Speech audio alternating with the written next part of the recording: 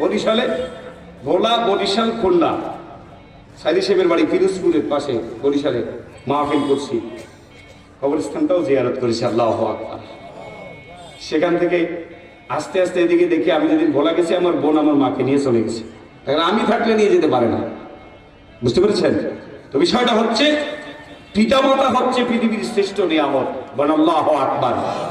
যার এই পিতামাতা বেঁচে আছে, আল্লাহ রাসূল বলেছেন যার পিতা এবং মাতা উভয়ে বেঁচে আছে তার জন্য জান্নাতের দুটি দরজা খোলা আছে। বলেন আল্লাহু আকবার।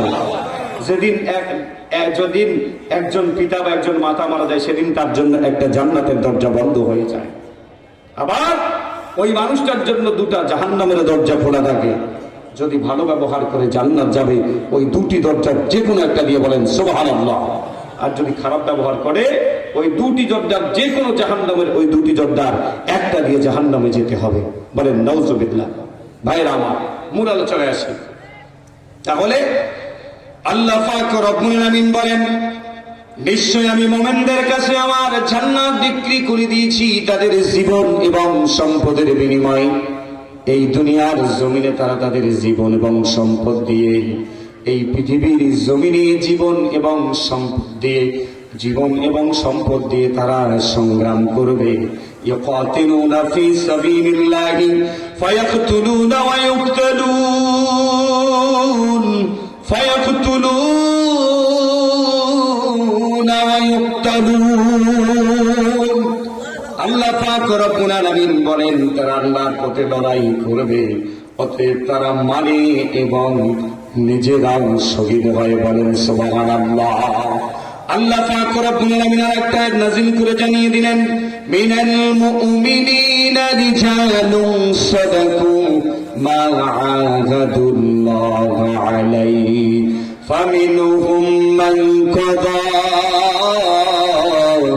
নাহবাহু ওয়া মিনহুম মান ইয়ানতাজিরু ওয়া মা বাদদালু তাবদীলা। আল্লাহু আকবার। আল্লাহ পাক রব্বুল আলামিন বলেন, আল্লাহর নবী আখিরি জামানার পয়গম্বর জনাব মুহাম্মদুর রাসূলুল্লাহ সাল্লাল্লাহু আলাইহি ওয়াসাল্লাম বদরের প্রান্তরে যুদ্ধ করতেছেন।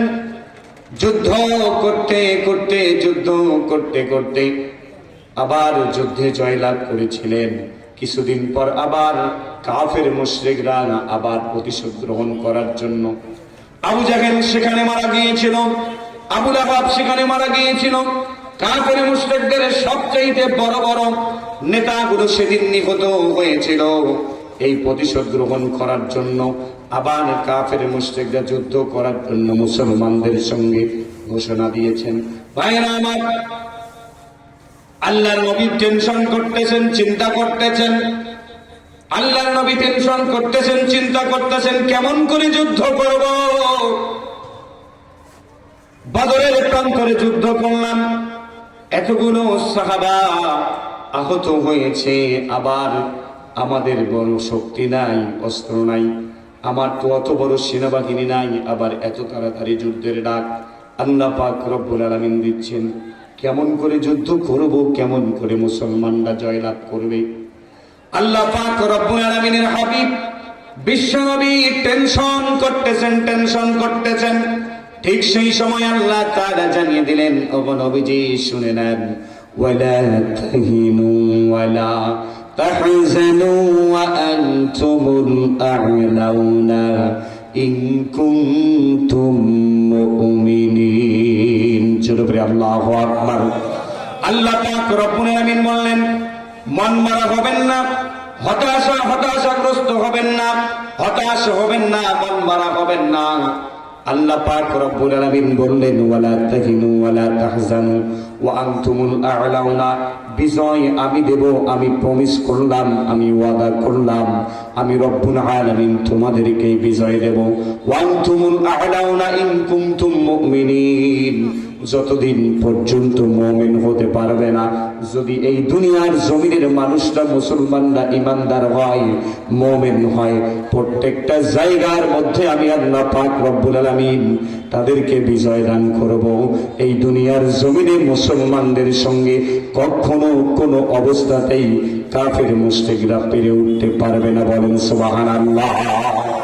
ঈমান নামক কষ্টি পাথর যাদেরকে দিয়েছি, এই ঈমান নামক কষ্টি পাথর দিয়ে দুনিয়ার জমিনে যদি মুসলমানরা কখনো তাদের জীবনকে গঠন করে, আল্লাহ পাক রব্বুল আলামিন বললেন যদি ওই মুমিন হয়, ওই মুমিন নামক কষ্টি পাথরটা যদি ভিতরে থাকে, মুসলমানদেরকে যতই ষড়যন্ত্র করুক না কেন, একটা হত্যা করবে আমি আর একটা তৈরি করব। বলেন সুবহানাল্লাহ। একটা হাদিকে হত্যা করবে আমি লক্ষ লক্ষ হাদি তৈরি করব। বলেন আল্লাহু আকবার। একটা ইসলামী আন্দোলনের কর্মীদেরকে ধ্বংস করবে আমি আল্লাহ তাআলা প্রতিটা ঘরে ঘরে একটা করে বীর সৈনিক জন্ম দেবে। বলেন সুবহানাল্লাহ। এই দুনিয়ার জমিনে মুমিনদেরকে কখনো দাবিয়ে রাখা সম্ভব নয়। উহুদের ময়দানে যুদ্ধ শুরু হয়ে গেল, উহুদের ময়দানে যুদ্ধ শুরু হয়ে গেল। যুদ্ধ করতে করতে আল্লাহর নবী কিছু দিক নির্দেশনা দিয়েছিলেন, সেই দিক নির্দেশনাগুলো না মানার কারণে মুসলমানরা এক পর্যায়ে পরাজয়ের প্রান্তরে চলে গেল। মুসলমানদের লাশের স্তূপ পড়ে গেল, আল্লাহর নবীর মাথার উপরে পাথর নিক্ষেপ করা হলো, আল্লাহর নবীর মাথার মধ্যে হেলমেটের মধ্যে তীর নিক্ষেপ করা হলো। আল্লাহর নবী আখিরি জামানার পয়গম্বর মুহাম্মদুর রাসূলুল্লাহ সাল্লাল্লাহু আলাইহি ওয়াসাল্লামের মাথাটা ভেদ করে, হেলমেট ভেদ করে ভিতরে ভিতরে তীরটা ঢুকে পড়ল। আল্লাহর নবী বেহুশ হয়ে পড়ে গেল। একবার হুশ পায় আর একবার বেহুশ হয়ে যায়, একবার হুশ পায় আর একবার বেহুশ হয়ে যায়। হযরত আবু দুজানা রাদিয়াল্লাহু তাআলা আনহু দূর থেকে দেখতে পেলেন বিশ্বনবী সাল্লাল্লাহু আলাইহি ওয়াসাল্লাম একবার হুশ হয় আর একবার বেহুশ হয়ে যায়। আবার কাফের মুশরিকরা দূর থেকে বিশ্বনবীকে লক্ষ্য করে তীর নিক্ষেপ করতেছেন। হযরত আবু দুজানা রাদিয়াল্লাহু তাআলা আনহু বিশ্বনবীর দিকে ছুটে আসলেন।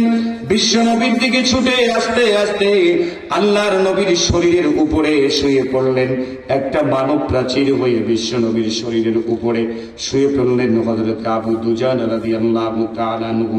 হযরত আবু দুজানা রাদিয়াল্লাহু তাআলা আনহু যখন শুয়ে পড়লেন, দূর থেকে তীরগুলো নিক্ষেপ হয়, হযরত আবু দুজানার শরীরের মধ্যে বিদ্ধ হয়।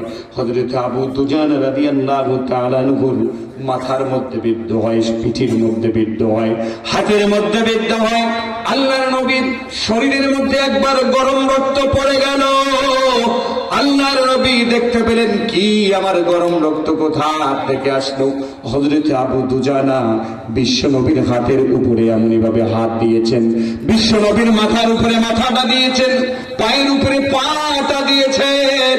হযরত আবু দুজানা রাদিয়াল্লাহু তাআলা আনহু আবু দুজানা রাদিয়াল্লাহু তাআলা আনহু মানব ঢাল হয়ে আল্লাহর রাসূলের শরীরের উপরে শুয়ে পড়েছেন।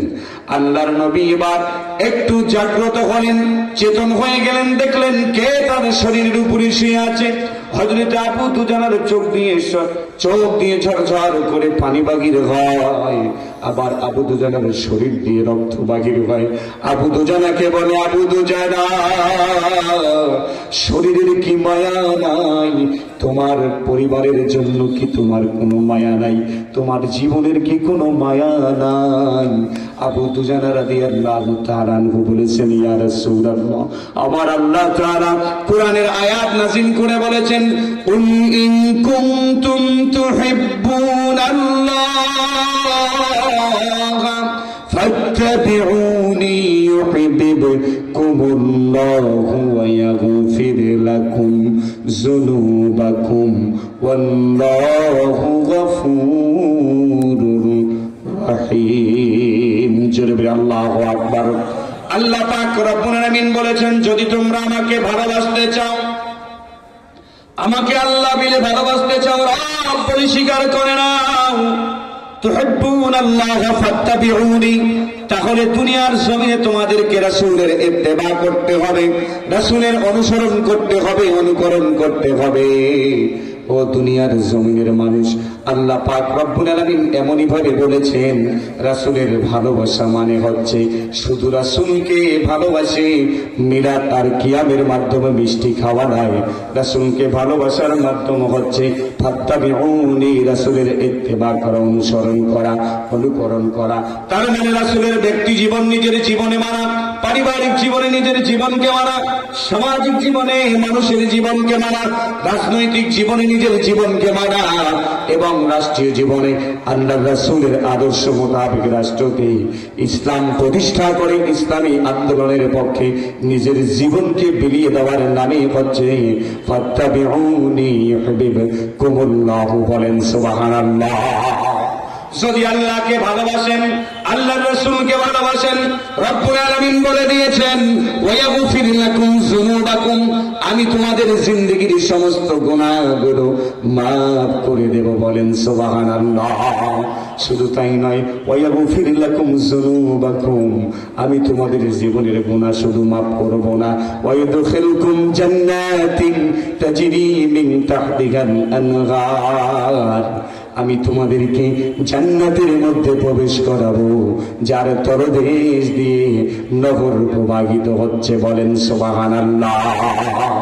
রোদে লাগা শুনে দিও রহমের ছাতা, ডান হাতে পাই যেন আমলের খাতা, সুকঠিন পিপাসায় পাতে যদি এই বুক, ভালোবেসে তুমি দিও কাউসার, শরাবের ঝরনাও দুধেরই নহর, চির বহুমান